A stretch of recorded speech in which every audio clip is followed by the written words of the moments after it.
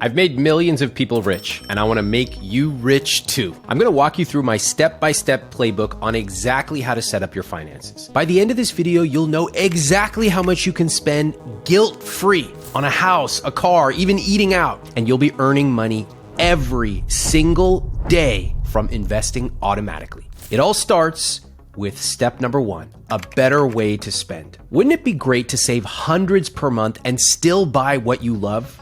Wait. Before you run away thinking this is about creating a budget, just hang on a second. This is not about creating a fancy budget that you'll have to maintain every single day for the rest of your life. I don't want to sit there and track the price of broccoli or cans of soup or even coffee. Forget it. I hate budgeting. But how much are you supposed to be spending in certain areas? What if you really love travel? How can you take amazing trips and still save money? Well, with a conscious spending plan, you'll know exactly how to save and how to invest every single month, and then use the rest of your money guilt-free for whatever you want. Conscious spending is not about cutting your spending on everything. That approach would not last 2 days. Instead, conscious spending is about choosing the things you love enough to spend extravagantly on, and then cutting costs mercilessly on the things you don't. For example, my friend John spends $21,000 a year going out to restaurants and bars. I know Lisa, who spends $5,000 a year on shoes. And my friend Julie makes $40,000 a year working at a nonprofit, but she saves more than $6,000 a year, far more than most Americans. What are they all doing right? They have a plan. Instead of getting caught up on the spending treadmill of new phones, new cars, new vacations, new everything, they plan to spend on what's important to them, and they save on the rest. So let's get on to the specifics of how you can make your own conscious spending plan. Here's the idea. A conscious spending plan involves 4 major buckets of where your money will go. As we go along, I'm going to show you a sample person's conscious spending plan. You can download your own free template by clicking the link in the description, but for now, just follow along. Bucket number 1, monthly fixed costs. Fixed costs are the amounts you must pay. In other words, basic expenses that any ordinary person would need to live. And a good guideline is that your fixed cost should be 50 to 60% of your take-home or after-tax pay. So for example, let's say Sarah makes $5,000 a month after taxes. Her monthly fixed costs are $2,500, which is 50% of her take-home pay. And I think that's good because that falls within the 50 to 60% that I recommend. So before you do anything, you've got to figure out how much your fixed costs add up to. Here's a list of things to include in your fixed costs: rent or mortgage, utilities, cell phone bill, car payment, public transportation or other transportation, gas, groceries, debt payments, including student loans. Now, once you've gotten all of your expenses filled in, here's one thing I want you to do. Add 15% for expenditures you haven't counted or you forgot about. Yes, really. For example, you probably didn't capture car repair, which can cost $400 each time. That's $33 a month. Or dry cleaning, or emergency medical care, or charitable donations. Flat 15% will likely cover you for things you haven't figured in, and over time you can get more accurate with your projections. For Sarah, she'll need to add $375 a month for these things, which brings her to a total of $2,875 per month of fixed costs, or 57.5% of her take-home pay. That's still within the recommended range, so she's good. Once you've got a fairly accurate number here, subtract it from your take-home pay. Now you know how much you have left over to spend in other categories: investing, saving, and guilt-free spending. You'll also have an idea of a few targeted expense areas that you can cut down on to give yourself more money to save and invest. Moving on now to bucket number 2, long-term investments. This bucket includes the amount you'll send to your 401k and or Roth IRA every month. Any kind of investment you've got, retirement, non-retirement, any of it, that counts. A good guideline here is to invest at least 10% of your take-home pay. Of course, the more the better, because this is where real wealth is created.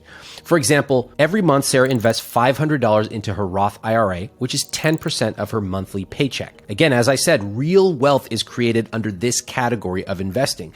If Sarah keeps investing 10% of her income, she'll be a millionaire in 39 years. But keep in mind, most of the time when we plan out these calculations, we never factor in increases in salary. As our salary goes up, we get to invest even more. And over time, that turns out to be a lot of money. We also don't factor in things like tax refunds or unexpected income, which we can also put into our investments, which will grow huge over the long term. After a few more years, she'll make more from her investments than from her salary. Your 401k contributions also count towards the 10%. So if you already participate in a 401k, add that amount to your take-home pay to get a total monthly salary. Remember, don't get too fixated on pre-tax or post-tax. That's not really the point. Let's just try to go for 10% total at a minimum. That's going to be a good start. You can fiddle with the numbers later. The third bucket is savings goals. Now, this bucket includes short-term to mid-term savings goals. For example, holiday gifts, vacations, a wedding in a few years, a down payment on a house, etc. Basically, any money that you're going to need between 1 to 5 years. Any shorter than that, you should just have it sitting around and spend it when you need to. Any longer than that, you're likely going to want to invest that money. My suggestion is to target at least 5 to 10% of your take-home pay. For example, Sarah decides on a monthly savings goal of 8% or $400. She splits this $400 evenly between vacation savings and emergency savings. And I love this because I want you to name the accounts that you are using for your savings. Not just vacation, trip to Europe, watching the stars in Greece, that kind of thing. After figuring out your fixed costs, your investments, and your savings, you'll now know exactly how much you have left to spend on bucket number 4, guilt-free spending money. This bucket is my favorite. It is the fun money, the stuff you can use for anything you want guilt-free. That could be restaurants and bars, taxis, movies, shopping, travel, anything. Depending on how you've structured your other buckets, a good guideline is to use 20 to 35% of your take-home income for guilt-free spending. That's a lot of money. Most people are surprised when I share that number because they go 20 to 35, that sounds like a lot. Yes, and you can do that as long as you have hit your other numbers. For example, Sarah has spent 57.5% on fixed costs, 10% on investments, and 8% on savings, which leaves her with 24.5% or $1,225 each month to spend on anything she wants guilt-free. Now that you've worked out the basics of your conscious spending plan, you can make some targeted improvements to tweak your spending and make your money go where you want it to go. Here's how I would start. I would pick 2 discretionary expenses, the biggest 2 discretionary expenses, and I would aim to cut them down by 50% over 6 months. To tell you the truth, for most people, this is eating out. They spend way more than they think on eating out. They don't even want to spend that much. So if you were to target one expense like that and another expense, discretionary, aim to cut that down by 50% over 6 months. Here's an example of what that might look like. If you're starting at $500 a month, just for example, your first month might go down to $475, then $450, then $400, then $350, $300, and $250 on eating out. You can see that it's a gradual change. You are not doing anything big overnight. You're giving yourself time to lock in the behavioral change. Now, there's a key here, and the key is to redirect that new money to the things you want in your rich life. That could be paying off your debt faster. $250 a month could shave off years of your mortgage. Or it could be investing more, which could make you hundreds of thousands of dollars. Or even taking an amazing anniversary trip. That's fine too. Now, you probably already know where you want to redirect hundreds of extra dollars per month. This is your opportunity to do that. Now, for most of you watching this right now, you probably have at least one credit card in your wallet. And that brings us to the second step of my playbook, which is beat the credit card companies at their own game. Now listen up, because if you understand this step, you will be ahead of 90% of other people. Instead of playing defense by avoiding credit cards or paying the credit card companies thousands of dollars in interest, I want you to go on offense. Start using credit cards responsibly and squeeze as many rewards and perks and benefits out of your cards as possible. You can actually get fantastic benefits on your credit card when you are a responsible customer. In fact, here are some of the ways I've used my credit card benefits. I recently used points to cover $40,000 of flights to India and Italy with my wife. When I once spilled coffee on my new laptop, my credit card wrote me a check for about $1,000 to reimburse me. And I don't need to buy extended warranties because my credit card automatically doubles them. So does yours. Now, let's get into the 5 commandments of credit cards so you can beat the credit card companies at their own game.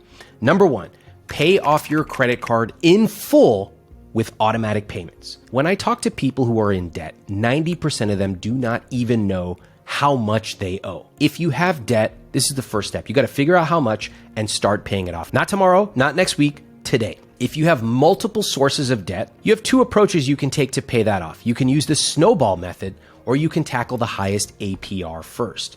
It doesn't really matter which one you choose. What's critical is to set up automatic payments to get your credit card consistently being paid off every single month. You should not be wasting time and energy logging in manually every month to pay off your credit cards. I don't, you shouldn't, nobody should. That's a solved problem. You automatically set it up and then it's done. In fact, you will know exactly the month and year that you will be debt free. Here's a bonus tip. Go online, search for a credit card debt payoff calculator and plug in your numbers. You will discover, especially if you have a large balance, that if you pay an extra $50 a month or $100 a month, you can often shave off the amount you are paying down by months or even years. Step number 2, negotiate a lower APR. Now, especially if you are currently paying off debt, I want you to try to negotiate down the APR on your credit cards. Call your credit card company up, tell them you're getting serious about paying off your debt, and ask them if they can lower the interest rate. Sometimes they'll drop it for a period of time, which can often save you thousands of dollars. And sometimes they'll tell you, no, we can't do that.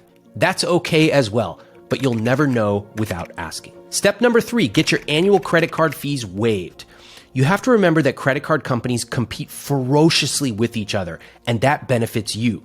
Call them a month before your new annual fee kicks in, if you are paying an annual fee, and ask them to waive it. Sometimes it works, sometimes not. Sometimes they'll give you a points bonus instead of waiving your fee.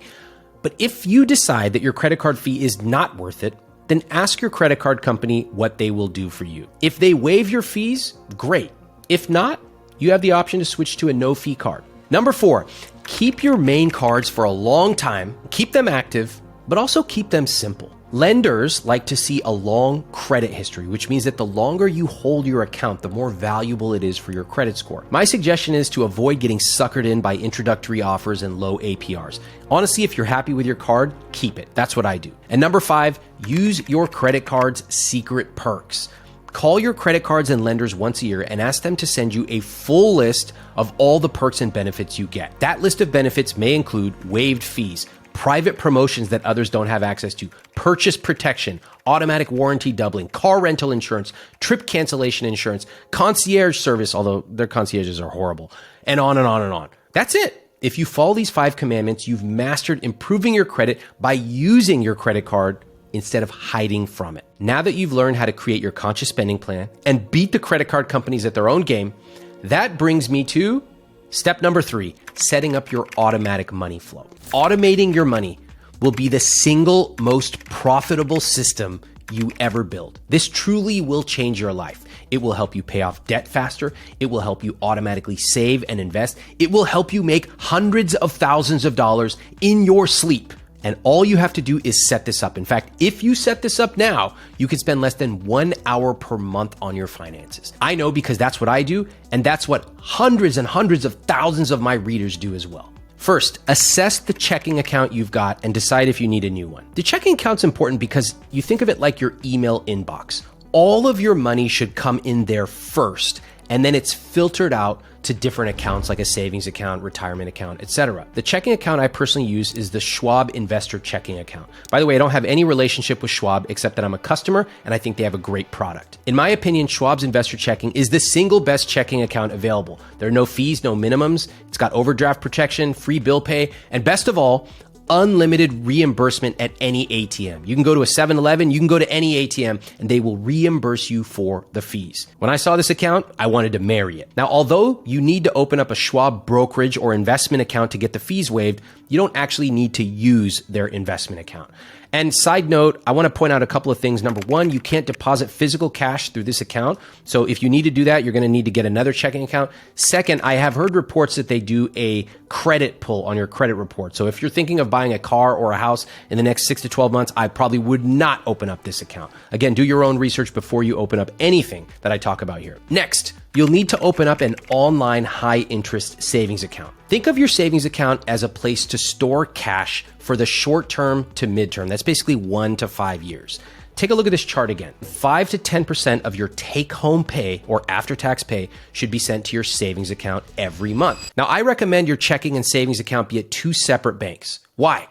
because it makes it a little more difficult for you to casually just reach into your savings account and transfer out $500 for a crazy night out. I don't want that. I want you to have a plan and stick to it. So personally, when you're looking for a savings account, I do not recommend using a standard big bank savings account. Instead, online savings accounts give you more interest. They're more convenient. They're just better. I personally use several different accounts. Capital One 360 Savings is fantastic. No fees, no minimums, no tricky upsells. And again, I don't really care if it's the absolute highest interest rate. I'm not rate chasing. I just want to find one that is good and stick with it. You can also look at Ally, Marcus by Goldman Sachs, and American Express Personal Savings. I don't have any relationship with any of these banks. Go ahead and look into any of them. All of them are great. Whatever bank you choose, just remember one key principle.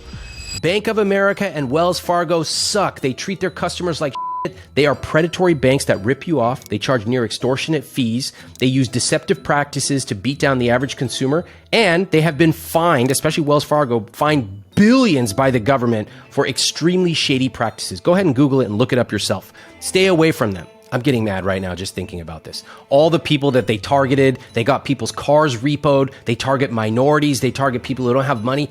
Wells Fargo and Bank of America. Now that you have chosen the right checking and savings account, I'm going to show you how to make your system automatic so it runs itself. Okay, here's what you got to do. To start, list all your accounts in one place. You're going to need a list of all your accounts, URLs, your login and passwords. Then it's time to link your accounts together so you can set up automatic transfers from one account to another. When you log into any of your accounts, you'll usually find an option called something like link accounts or transfer or set up payments. These are all the links you need to make. Pause the video now so you can take some notes. All right, let's take your conscious spending plan now and make it automatic. To do this, I use a concept called the next $100. And what it means simply is, where will the next $100 you make go? For example, is it all going to go to your investment account?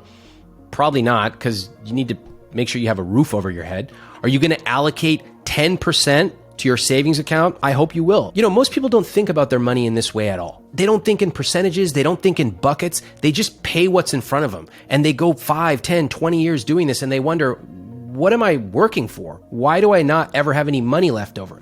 The answer is, you haven't made a plan. I don't want you to thoughtlessly spend your money. There is a better way, and it involves using the guidelines you established in the conscious spending plan. So if you followed step 1 of this video, you already know how much money you have to contribute to your fixed costs and how much is left over for investment, saving, and guilt-free spending. So if you made $100 and your plan follows my guideline, you might put $60 towards your fixed costs, $10 into your investment account, $10 into savings, and then you'd spend the remaining $20 on whatever you want guilt-free. Pretty cool, right? And what I like about this is that it's based on percentages. So as you start to increase your income, you can scale your system with you. And it even gets better because once everything is automated, that money is going to be sent from your checking account right into the appropriate accounts without you having to think about it. So here's how you set up your automatic money flow. And I'm going to assume that you get paid on the first of the month. Pause the video so you can take notes. Quick tip.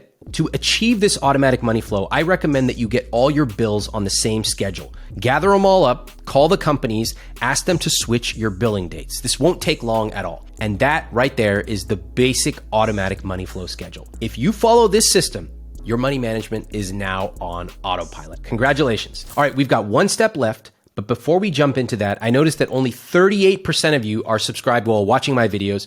So if you're not subscribed, do me a favor, click subscribe so I can keep sending you new videos on how to use your money to live your rich life. All right, now on to step 4, a simple investment strategy that will make you rich. Sometimes I hear people saying investing is for rich people, and I really want to gently take their shoulders, shake them, turn them around and say, no, investing is not just for rich people. Investing is how you get rich. Let me show you what I mean.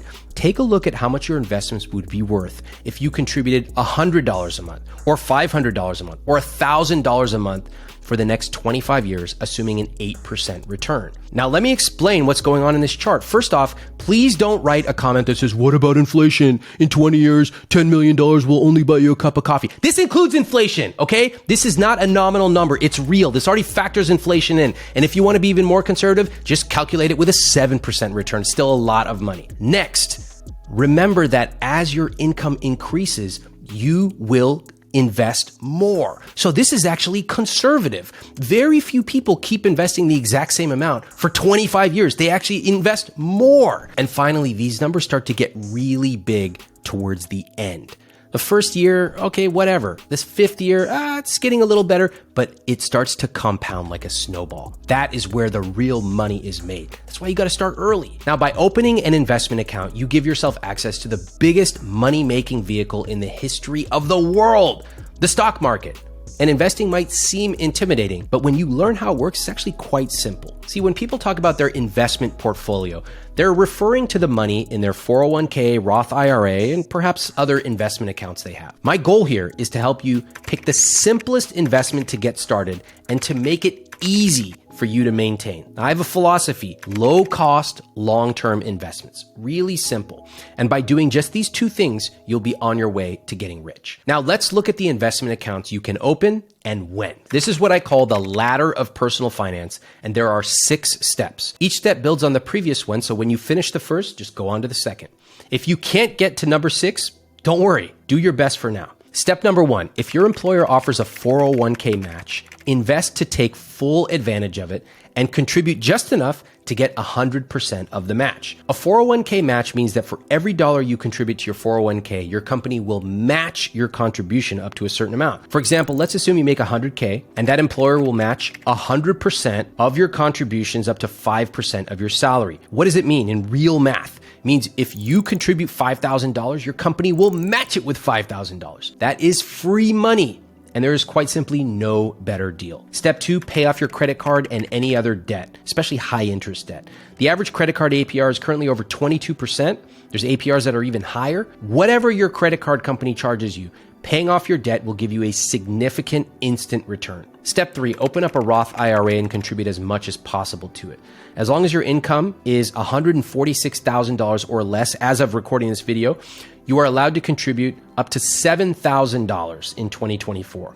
For current contribution limits, just search for Roth IRA contribution limits. Step 4, if you have money left over, go back to your 401k and contribute as much as possible to it, this time above and beyond your employer match. In 2024, the contribution limit is $23,000, but the government often changes this annually to keep up with inflation.